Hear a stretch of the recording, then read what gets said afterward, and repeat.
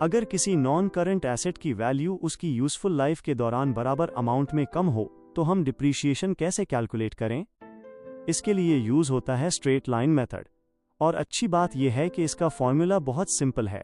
Straight line method में business हर साल same amount of depreciation charge करता है एसेट की यूजफुल लाइफ के दौरान। एनुअल डिप्रीशिएशन कैलकुलेट करने के लिए हमें 3 इंपॉर्टेंट चीजों की जरूरत होती है। पहली, नॉन करंट एसेट की कॉस्ट। दूसरी, एसेट की एस्टिमेटेड रेजिडुअल वैल्यू, जिसे स्क्रैप वैल्यू भी कहते हैं।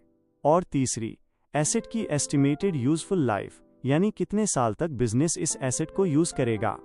अब फॉर्मूला देखें। एक सिंपल एग्जांपल लेते हैं। मान लीजिए एक मशीन की कॉस्ट $25,000 है। इसकी एक्सपेक्टेड यूजफुल लाइफ 5 इयर्स है और इसकी रेजिडुअल वैल्यू 0 है। तो 25,000 माइनस 0 बराबर $25,000। अब 25,000 को 5 इयर्स से डिवाइड करें, हमें मिलेगा $5,000 फी साल। यानी बिजनेस हर साल $5,000 डिप्रीशिएशन चार्ज करेगा।